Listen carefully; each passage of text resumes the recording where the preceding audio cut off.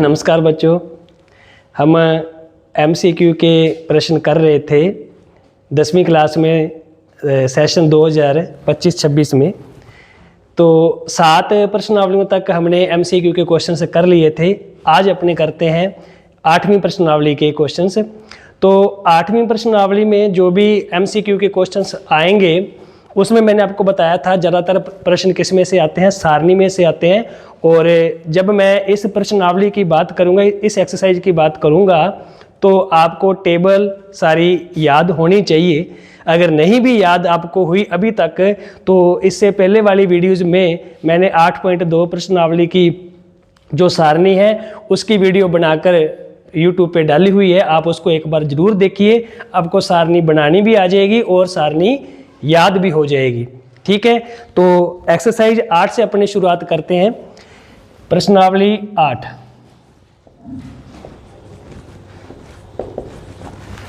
इसमें से एक सवाल किस टाइप का बन सकता है, अगर अपने बात करें तो 3 sec 45 डिग्री, 3 sec 45 डिग्री और cos 45 डिग्री का मान होगा।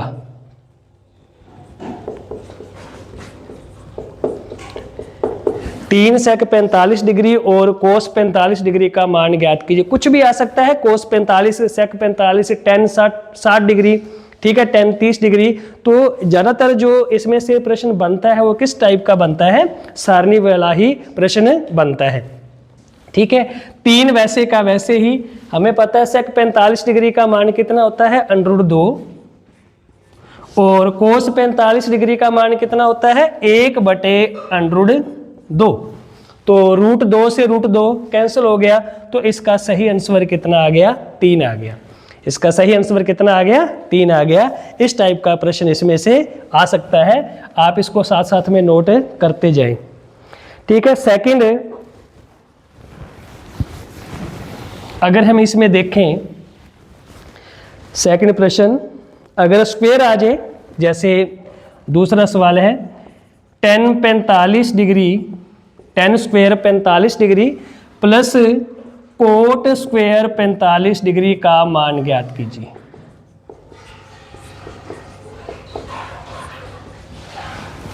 स्क्वायर है तो हम इसके मान के साथ भी क्या लगा देंगे, स्क्वायर लगा देंगे। tan square 45 degree, tan 45 degree का मान कितना होता है, 1, तो tan का स्क्वायर है तो हमने 1 का स्क्वायर लगा दिया। कोट 45 डिग्री का मान कितना होता है, 1, तो 1 का भी हमने क्या कर दिया, स्क्वायर। तो 1 का स्क्वायर करेंगे कितना आएगा, 1, और इसका भी 1, 1 और 1 कितने आगे, 2 आगे। ठीक है, तो ये स्क्वायर अगर आया तो अपने उसके मान के साथ क्या लगा देंगे, स्क्वायर लगा देंगे। ठीक है, नेक्स्ट इसमें सवाल देखते हैं। हाँ, अगर ये 2 टाइप के मैंने आपको सवाल करवा दिए। अगर इसमें से और जो सवाल बन सकता है वो 8.1 में से बन सकता है। 8.1 में से जो सवाल बनेगा वो किस प्रकार का होगा, वो किस प्रकार का होगा, वो मान देगा इस तरीके से कि sin A बराबर है 3/5। sin A बराबर कितना है, 3/5। तो cos A का मान ज्ञात कीजिए। किसका मान ज्ञात करना है, cos A का।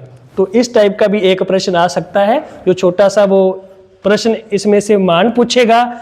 ज़्यादा बड़ा सवाल इसमें से नहीं बना के दे सकता। वो साइन का मान देकर cos का मान पूछ सकता है, tan का मान पूछ सकता है, sec का मान पूछ सकता है। तो हमें पता है इस टाइप के जब प्रश्न आते हैं तो हमें क्या बनाना पड़ता है, एक ट्राइएंगल, एक त्रिभुज बनाना पड़ेगा, जिसको नाम मैंने दे दिया ABC। तो हमें पता है sin A का मान कितना दे रखा है, 3/5। और अगर हम लाल बटे कक्का का फॉर्मूला लगा के देखते हैं तो साइन का मान क्या होता है, लंब बटे कर्ण, लाल बटे कक्का। याद होगा आपको, पहला मान किसका होता है, साइन का। आधार बटे कर्ण किसका होता है, कोस का। और लंब बटे आधार किसका होता है, कोट tan का। फिर कोट का आधार बटे लंब और सेक का कर्ण बटे आधार और कोसेक का कितना होता है, कर्ण बटे लंब। ठीक है, तो लंब का मान कितना है 3 और कर्ण का मान कितना है 5। यहां पर कोण कितने डिग्री का बन रहा है, बी पर 90 डिग्री का। तो इसके बिल्कुल अपोजिट जो साइड होगी, इसके बिल्कुल विपरीत जो भुजा है वो क्या है, कर्ण है। तो कर्ण का मान कितना हुआ 5। अब थीटा ए है तो ए के बिल्कुल जो विपरीत भुजा है वो क्या है, लंब है, और ये फिर क्या होगा, आधार होगा। तो लंब का मान कितना है 3। हम सबसे पहले किसका मान ज्ञात करेंगे, आधार का मान ज्ञात करेंगे। आधार का मान कैसे आएगा, पाइथागोरस प्रमेय से आएगा। किससे, पाइथागोरस प्रमेय से आएगा। लेकिन एक बात और भी याद रखना इसमें, अगर आप ट्रिकी वाइज इसको करना चाहते हो तो समकोण त्रिभुज में ये रूल होता है, अगर कर्ण 5 है तो लंब और आधार में एक भुजा 3 है, दूसरी क्या आएगी 4 आएगी। तो इसमें रूल क्या होता है 3 4 5। जो कर्ण 5 है तो फिर दोनों भुजाओं में से एक 3 होगी और दूसरी क्या होगी 4। अगर इस तरीके से सवाल आता है तो आपको ये आधार निकालने की जरूरत नहीं पड़ेगी, आप सीधा इसको 4 लिख सकते हो। अगर ये दोनों भुजाएं एक 3 है दूसरी 4 है तो आपको पता है कर्ण क्या आएगा 5 आएगा। ठीक है, तो ये रूल याद रखना 3 4 5। तो अब अपने अगर इसको सोल्व करना चाहिए तो कैसे करोगे, पाइथागोरस प्रमेय से। तो मैंने इसमें फॉर्मूला यूज किया पाइथागोरस प्रमेय से। क्या फॉर्मूला होता है उसका, कर्ण का स्क्वायर बराबर आधार का स्क्वायर प्लस लंब का स्क्वायर। तो कर्ण की वैल्यू कितनी है 5, आधार आपने ज्ञात करना है और लंब 3 दे रखा है। 5 का वर्ग करेंगे तो 5 का वर्ग कितना आएगा 25, 5 का वर्ग 25, ए बी अपने ज्ञात करना है। और 3 का वर्ग करें तो कितना आएगा 9, प्लस का 9 इस साइड आकर किस में चेंज हो गया, माइनस में। घटाया कितना आ गया 16, पावर हटाई इस तरफ क्या आ जाएगा, रूट आ जाएगा। तो 16 का वर्गमूल कितना होता है 4। तो ए बी का मान कितना आ गया 4 आ गया। ए बी की वैल्यू कितनी आ गई 4 आ गई। ठीक है, ए बी की वैल्यू 4 आ गई। अब अपने पास तीनों भुजाएं आ गई। तो अब किसी भी तरीके से वो मान अगर पूछेगा, चाहे कोस का पूछा, चाहे सेक का पूछा, चाहे टेन का पूछा, तो हम इजीली लाल बटे कक्का का फॉर्मूला लगा के इसका मान निकाल सकते हैं। ठीक है, अब हमसे उसने कौन सा मान पूछा है, कोस का मान पूछा है। तो कोस का मान ज्ञात करने का फॉर्मूला क्या होगा, आधार बटे कर्ण। तो कोस का मान ज्ञात करना है तो फॉर्मूला कौन सा लगेगा, आधार बटे कर्ण। तो ए के लिए, थीटा ए के लिए आधार कौन सा होगा, ये तो लंब है तो आधार कौन सा होगा 4। तो इसका सही उत्तर जो है, सही मान कितना आएगा 4/5 आएगा। सही मान कितना आएगा इसका 4/5। मैं फिर बता रहा हूं, अगर इसमें 2 मान दे रखे हैं समकोण त्रिभुज में, एक 3 है दूसरा 5 है, कर्ण अगर 5 है तो लंब और आधार में एक भुजा 3 है दूसरी क्या आएगी 4। अगर एक भुजा 4 है तो दूसरी भुजा क्या आएगी 3। अगर 2 भुजाएं दे रखी हैं 3 और 4, फिर कर्ण क्या आएगा 5। इसमें रूल होता है 3 4 5 का। आपको पाइथागोरस प्रमेय का फॉर्मूला लगाने की जरूरत नहीं पड़ेगी। ठीक है, और अगर कोई और मान आ जाता है तो आप इस तरीके से इसको सोल्व कर सकते हो पाइथागोरस थ्योरम का प्रयोग करके। ठीक है जी, तो ये नोट कर लेना। इसमें तीसरा जो सवाल है वो इस टाइप का बनकर आ सकता है। ठीक है, लेकिन यहाँ तक मेरे को ध्यान है, यहाँ तक मैंने इसमें से थोड़ा देखे हैं पेपर, लास्ट ईयर के पेपर देखे, तो ज़्यादातर सवाल किस में से बनकर आता है 8.2 में से ही आता है। ठीक है, तो 8.2 में जो टेबल है उसको अच्छे तरीके से आप लर्न करिए। अब अपने बात करते हैं एक्सरसाइज 9 की। प्रश्नावली 9 में देखिए आप, इसमें से 2 सवाल पूछेगा वो, बिल्कुल। एक सवाल तो आपको पता है, अब की बार 4 नंबर का बड़ा सवाल आ रहा है इसके अंदर, और 1 या 2 सवाल इसमें से वो छोटे जरूर पूछेगा। और जो छोटे एमसीक्यू के प्रश्न पूछेगा वो बना के ही देता है वो, लेकिन बुक का सवाल इसमें से बनकर, बुक वाला एज सवाल वो नहीं देगा, इसमें से बना के सवाल देगा। तो वो बना के किस प्रकार का दे सकता है वो आप देखिए। पहला सवाल इसमें से, एक मीनार की छाया, ऊंचाई लिख लो पहले, एक मीनार की ऊंचाई, ये छाया लिख लो, चलो, एक मीनार की छाया उसकी ऊंचाई के बराबर है। बहुत बार प्रश्न पूछा है ये। एक मीनार की छाया उसकी ऊंचाई के बराबर है तो सूर्य का उन्नयन कोण ज्ञात कीजिए।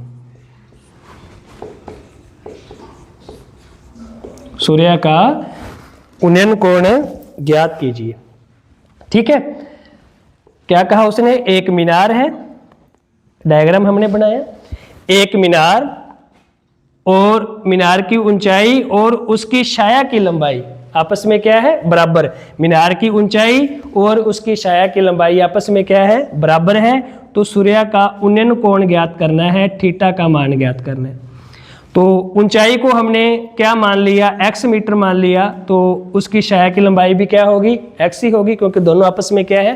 बराबर है। डायग्राम बना लिया, ए बी सी, इसको नाम दे दिया। तो आपको पता है ये लंब है और ये क्या है? आधार है। ऊंचाई की बात करेगा तो ऊंचाई हमेशा ही कोण कितने डिग्री का बनाती है? 90 डिग्री का। तो हम उस समकोण त्रिभुज में ऊंचाई को क्या मानेंगे? लंब मानेंगे। तो ये ऊंचाई है और ये क्या? इसका आधार है। और लंब और आधार में फॉर्मूला किसका लगता है? tan थीटा का। लंब बटे आधार, थीटा अपने ज्ञात करना है। लंब का मान x और आधार का मान भी x। x से x कट गया, क्या आ गया? 1। तो इस तरफ अगर आपके पास tan थीटा है तो कौन से tan का मान 1 होता है? tan 45 का। तुलना करोगे इसकी तो थीटा का मान कितना आ गया? 45 डिग्री। तो सूर्य का उन्नयन कोण कितना आएगा? 45 डिग्री का। 45 डिग्री का आएगा। ये सवाल बहुत बार परीक्षा में पूछा गया है।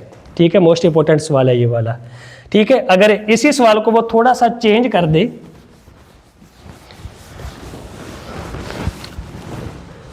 अगर वो कहे एक मीनार की छाया व उसकी ऊंचाई के मध्य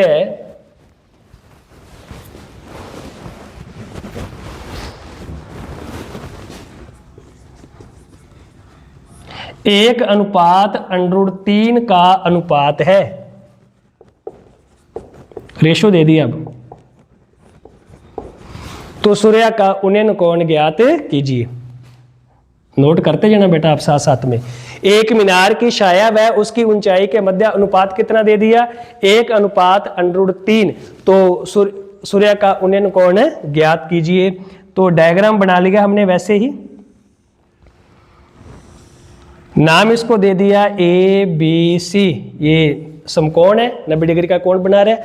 लेकिन ये अब ये डायग्राम आपने बना लिया, अगर वैल्यू पुट करनी है तो वैल्यू पुट करने से पहले इसको थोड़ा सा ध्यान से पढ़ना होगा कि एक मीनार की छाया व उसकी ऊंचाई, पहले बात किसकी हुई है? छाया की। फिर किसकी हुई है? ऊंचाई की बात। अगर मीनार की ऊंचाई पहले होती तो फिर हम उस रेशो को उसी टाइप से देखते। मीनार की छाया व उसकी ऊंचाई के मध्य अनुपात कितना है? 1/√3। मतलब पहले बात हुई है छाया की, तो छाया का जो मान है वो कितना है? 1। और ऊंचाई है, ऊंचाई का मान कितना है? √3। ठीक है, अगर पहले ऊंचाई होती बाद में क्या होती? छाया की लंबाई, तो फिर हम इसको क्या पढ़ते? ऊंचाई क्या आती फिर 1 और छाया की लंबाई क्या आती? √3। समझ गए? पहले बात जिसकी हुई है पहला अनुपात उसका है, सेकंड में जिसकी बात हुई है फिर सेकंड में रेशो उसका है। ठीक है, तो छाया की बात हुई है तो छाया का मान कितना है? 1। और ऊंचाई बाद में आई है तो ऊंचाई का मान कितना है? √3 है। ठीक है, तो छाया की लंबाई क्या है? 1x और ऊंचाई का मान कितना है? √3x। जब भी अनुपात दे रखा है तो हम उसके साथ में क्या मान लेंगे? x मान लेंगे। तो लंब और आधार में फॉर्मूला किसका लगता है? tan थीटा का। tan थीटा बराबर लंब की वैल्यू कितनी है? √3 x और आधार की वैल्यू कितनी है? 1x। ये कट गया। tan थीटा बराबर क्या आ गया? √3। तो कौन से tan का मान √3 होता है? tan 60 डिग्री का। तुलना करोगे तो थीटा की वैल्यू कितनी आ जाएगी? 60 डिग्री। थीटा की वैल्यू कितनी आ जाएगी? 60 डिग्री। ठीक है, तो एक तो इस टाइप का प्रश्न हो गया। अब इसी को अगर वो चेंज कर दे, चेंज कैसे कर दे इस सवाल को? देखिए, अगर वो बात करे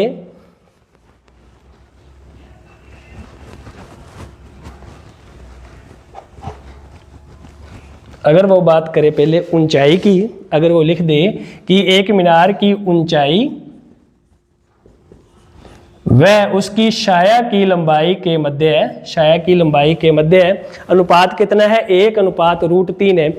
पहले बात किसकी हुई है, ऊंचाई की, तो अब ऊंचाई का मान कितना आएगा 1 और उसकी शाया की लंबाई का मान कितना आएगा √3। तो इसको हम ऊंचाई को क्या मानेंगे 1x और शाया की लंबाई को क्या मानेंगे √3x। तो अब लंब और आधार है, फिर फॉर्मूला किसका लगेगा tan थीटा का, ठीक है। तो tan वैसे का वैसे ही, थीटा में ज्ञात करना है। लंब का मान कितना है 1x और आधार का मान कितना है √3x। तो x से x कट गया तो 1/√3 बच गया।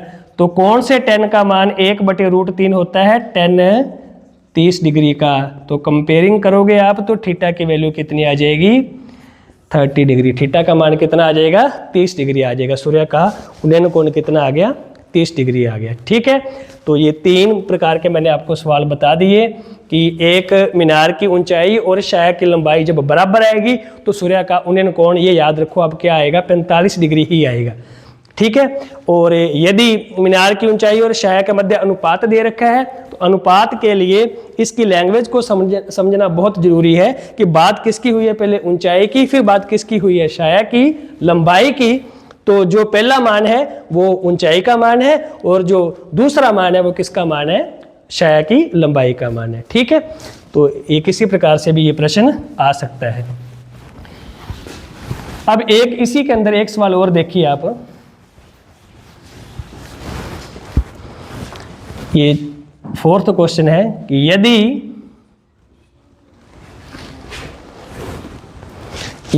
एक मीनार की ऊंचाई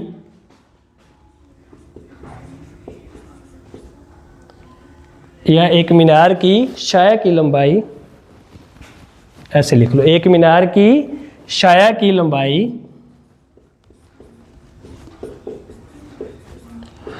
उसकी ऊंचाई की 1/√3 गुनी है तो सूर्य का उन्नयन कोण ज्ञात कीजिए। ये शायद 2025 में आया हुआ प्रश्न है। अगर 2025 के सेशन में नहीं आया तो 2024 में आया हुआ प्रश्न जरूर है। ये 2025 और 24 के एक में ये वाला प्रश्न आया हुआ है, ठीक है। क्या कहा उसने, एक मीनार की शाया की लंबाई, तो डायग्राम बनाना पड़ेगा। ये मीनार हुई और ये उसकी शाया की लंबाई हुई। एक मीनार की शाया की लंबाई उसकी ऊंचाई की 1/√3 गुनी है। एक मीनार की शाया की लंबाई ऊंचाई की 1/√3 गुनी है। किसकी, ऊंचाई की। तो ऊंचाई को हमने क्या मान लिया x, तो शाया की जो लंबाई है वो कितनी आ जाएगी 1/√3 गुनी, तो 1/√3 x आ गया, ठीक है। A B C, दोबारा फिर देखिए, एक मीनार की जो शाया है वो किसकी 1/√3 गुनी है, ऊंचाई की। तो ऊंचाई को अगर आपने x माना तो उसकी शाया की लंबाई क्या हो जाएगी 1/√3 गुनी हो जाएगी, ठीक है। तो यहाँ पर कोण कितने डिग्री का, 90 डिग्री का। क्यों, क्योंकि ये ऊंचाई है और ऊंचाई हमेशा कोण कितने डिग्री का बनाती है, 90 डिग्री का। तो लंब और आधार में फॉर्मूला किसका लगेगा, tan थीटा का। tan थीटा बराबर लंब की वैल्यू कितनी है x, आधार की वैल्यू कितनी है 1/√3x। बहुत अच्छा प्रश्न है, इसमें कंफ्यूज करने वाला प्रश्न है। तो x के नीचे हमने क्या मान लिया 1। tan थीटा बराबर, अब देखो बटे में कितनी संख्या होगी 4, तो पहली का गुणा किससे करते हैं, चौथी से, और दूसरी का गुणा किससे करते हैं, तीसरी से। तो x का गुणा किससे होगा, √3 से, और 1x का गुणा किससे होगा, 1 से। x से x कट गया, तो tan थीटा बराबर क्या बच गया, √3/1। तो tan थीटा की वैल्यू कितनी आई, √3 आ गई। तो थीटा का मान कितना आ गया, tan 60 डिग्री। तो सूर्य का उन्नयन कोण कितना होगा भी, 60 डिग्री होगा। देखो ये प्रश्न कन्फ्यूजन वाला क्वेश्चन है, क्योंकि इसमें से कई बच्चे क्या करते हैं, tan 30 डिग्री का मान इसके अंदर निकाल लेते हैं, उसमें ऑप्शन 30 डिग्री का भी होगा और 60 डिग्री का ऑप्शन भी होगा। तो इस सवाल को थोड़ा सा ध्यान से करना है आपने।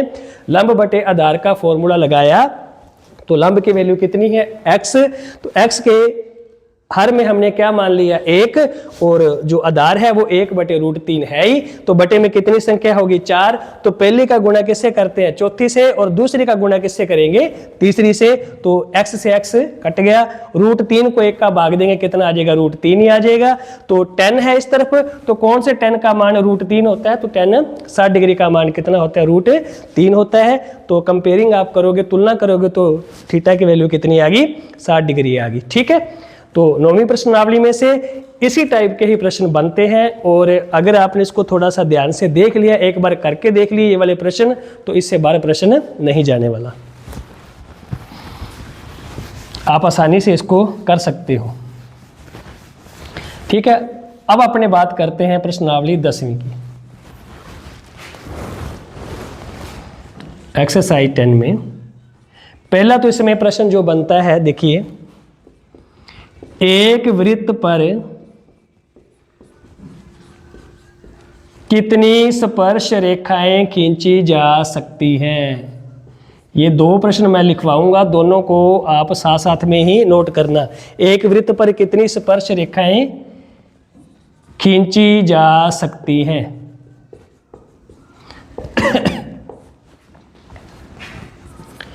एक वृत्त पर कितनी स्पर्श रेखाएं खींची जा सकती है, हमें पता है। एक वृत्त हमने ड्रॉ कर लिया, इस पर कितनी स्पर्श रेखाएं खींची जा सकती हैं, अनेकों ही खींची जा सकती हैं।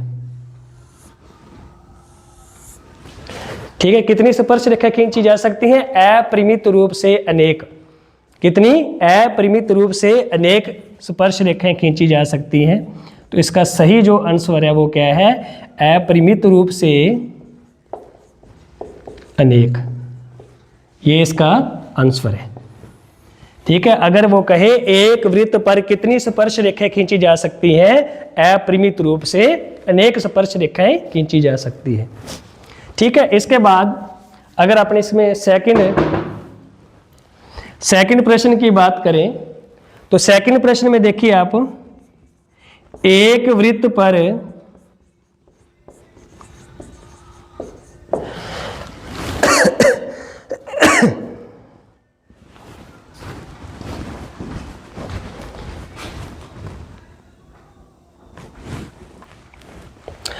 एक वृत्त पर स्थित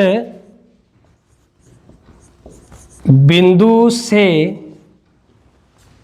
एक वृत्त पर स्थित बिंदु से कितनी स्पर्श रेखाएं खींची जा सकती हैं।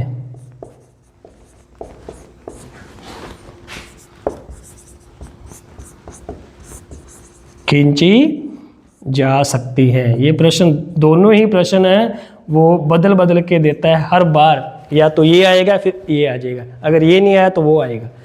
एक वृत्त पर स्थित बिंदु से कितनी स्पर्श रेखाएं खींची जा सकती हैं। एक वृत्त हमने ड्रॉ कर लिया, एक वृत्त पर स्थित बिंदु, कोई बिंदु ले लो आप, P नाम दे दिया इसको। एक वृत्त पर स्थित बिंदु पर से कितनी स्पर्श रेखाएं खींची जा सकती हैं, एक ही खींची जा सकती है, ये ध्यान रखना। अगर बिंदु की बात करेगा तो एक ही स्पर्श रेखा, और अगर वृत्त पर कितनी स्पर्श रेखाएं खींची जा सकती है, बिंदु की बात नहीं की, तो अपरिमित रूप से अनेक आएगा। और अगर उसने कह दिया कि एक वृत्त पर स्थित बिंदु से कितनी स्पर्श रेखाएं खींची जा सकती हैं, तो एक ही स्पर्श रेखा खींची जा सकती है। तो इसका सही आंसर क्या होगा, 1 होगा। ठीक है, इसके बाद तीसरा जो इसका प्रश्न बनता है वो ये है कि एक वृत्त के, ये तो आपको पता है, एक वृत्त के बाहरी बिंदु से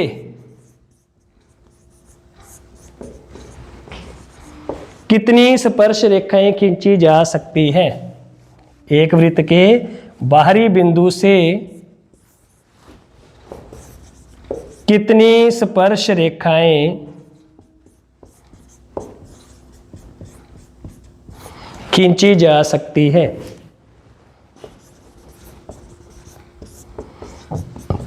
जा सकती है। तो ये तो आपने प्रमेय भी की हुई है एक वृत्त के बाहरी बिंदु से कितनी स्पर्श रेखाएं खींची जा सकती हैं? 2, बिल्कुल, ये 2 स्पर्श रेखाएं, और दोनों की लंबाई आपस में क्या होती है? बराबर होती है। ठीक है, तो एक वृत्त के बाहरी बिंदु से कितनी स्पर्श रेखाएं खींची जा सकती हैं? 2 स्पर्श रेखाएं खींची जा सकती हैं। ठीक है, तो पहले का आंसर क्या आएगा? अपरिमित रूप से अनेक एक वृत्त पर स्थित बिंदु से कितनी स्पर्श रेखाएं? 1, और एक वृत्त के बाहरी बिंदु से कितनी स्पर्श रेखाएं खींची जा सकती है? 2 स्पर्श रेखाएं खींची जा सकती है। ठीक है, तो ये आप नोट कर सकते हो। ठीक है, नेक्स्ट देखिए, इसके अंदर जो सवाल आ सकता है, इनमें से अगर आपको ये MCQ का प्रश्न नहीं आया तो फिर रिक्त स्थान का प्रश्न अवश्य ही आएगा। एक वृत्त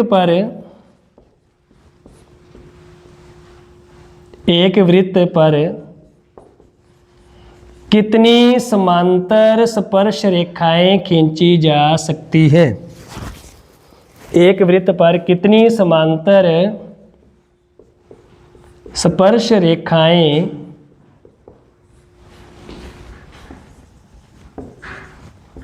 खींची जा सकती हैं?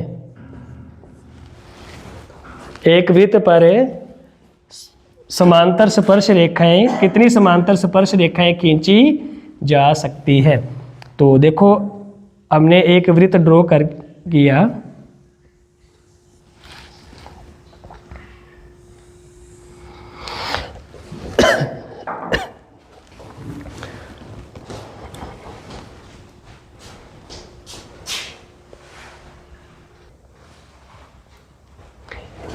एक वृत्त पर कितनी समांतर स्पर्श रेखाएं खींची जा सकती है?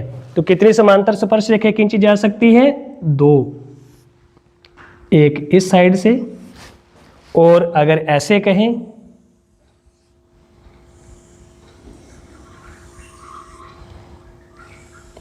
ये आपको पता है स्पर्श रेखा त्रिज्या पर क्या होती है? लंब होती है। तो समांतर स्पर्श रेखाओं की अगर बात करेगा तो समांतर स्पर्श रेखाएं कितनी खींची जा सकती हैं? 2 ही खींची जा सकती हैं। ठीक है, तो इसका सही आंसर क्या हुआ? 2 हुआ। एक वृत्त पर समांतर स्पर्श रेखाओं की बात करें तो कितनी आएंगी? 2 ही आएंगी। और एक बात और इसमें यह भी ध्यान रखना, वृत्त के व्यास के सिरों पर खींची गई स्पर्श रेखाएं आपस में क्या होती हैं? समांतर होती हैं। वृत्त के व्यास के सिरों पर खींची गई स्पर्श रेखाएं क्या होती हैं? समांतर होती हैं। ठीक है, इस बात का भी आप ध्यान रखना। ठीक है, इसके बाद नेक्स्ट देखिए, ये तो 10.1 प्रश्नावली में भी सवाल दे रखा है कि एक वृत्त तथा स्पर्श रेखा के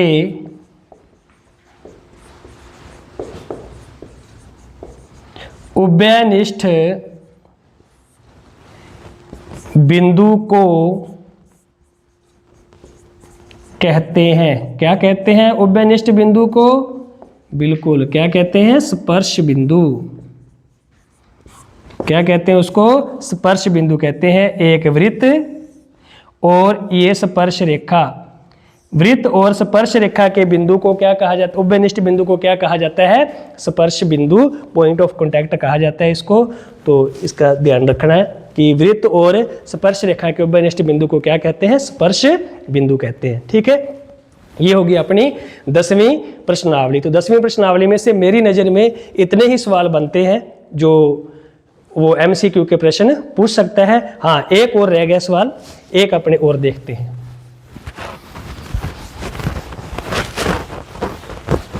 एक सवाल और देखिए आप,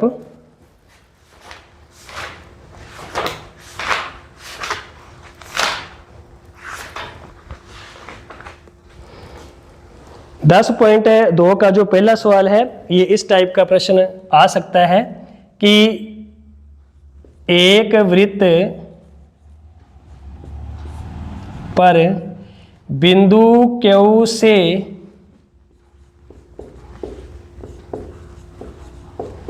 स्पर्श रेखा की लंबाई स्पर्श रेखा की लंबाई 24 सेंटीमीटर है तथा बिंदु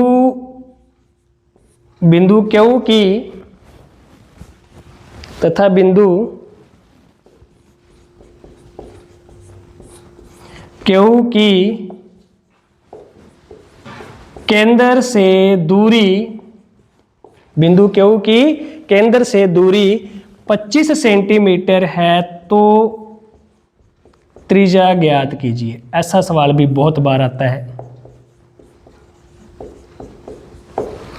ठीक है, एक वृत्त ड्रॉ कर लिया। एक वृत्त पर बिंदु Q से स्पर्श रेखा की लंबाई कितनी है? 25 सेंटीमीटर है। कितनी लंबाई है? 25 सेंटीमीटर।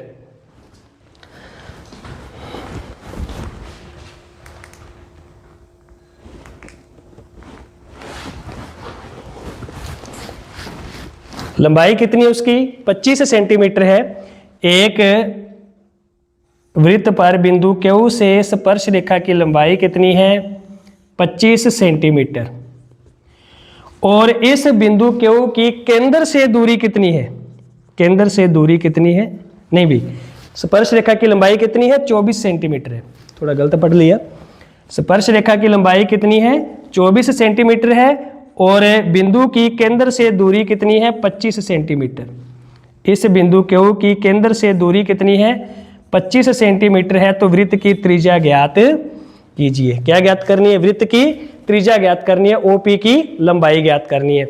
हमें पता है स्पर्श रेखा त्रिज्या पर क्या होती है? लंब। इस पॉइंट पर कितने डिग्री का कोण बन रहा है? 90 डिग्री का। तो 90 डिग्री के सामने वाली भुजा क्या कहलाती है? कर्ण। ये कर्ण होगी। कर्ण की लंबाई कितनी होगी? 25 सेंटीमीटर। लंब कितना हो गया? 24 सेंटीमीटर। क्या ज्ञात करना है आपने? आधार ज्ञात करना है। ये समकोण त्रिभुज बन गया अपने पास। तो आधार कैसे ज्ञात करोगे? पाइथागोरस प्रमेय से ज्ञात करोगे। तो हमें इसमें फॉर्मूला कौन सा लगाएंगे? पाइथागोरस प्रमेय का। पाइथागोरस प्रमेय से क्या फॉर्मूला होता है उसका? कर्ण का स्क्वायर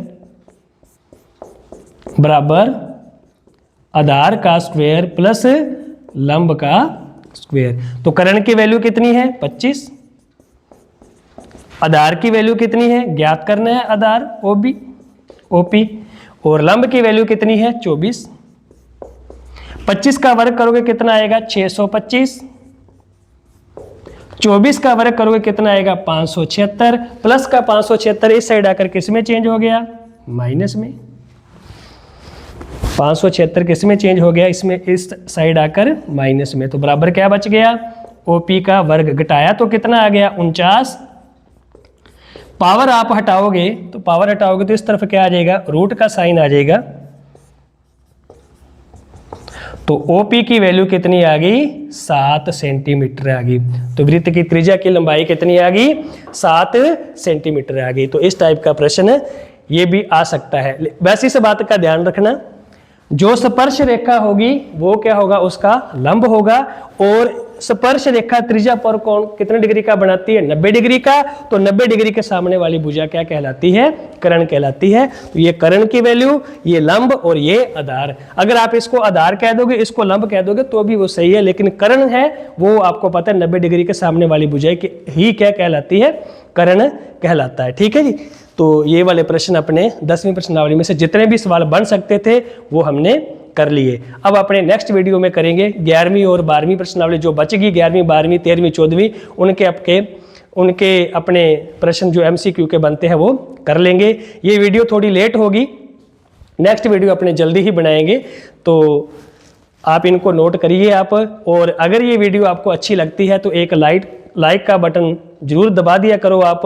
और अभी तक अगर चैनल को सब्सक्राइब नहीं किया तो आप चैनल को जरूर सब्सक्राइब कीजिए, ताकि आपके पास और भी अच्छी से अच्छी वीडियो मिलती रहे, उसका लिंक आपके पास आता रहे। ठीक है, धन्यवाद, बहुत बहुत धन्यवाद।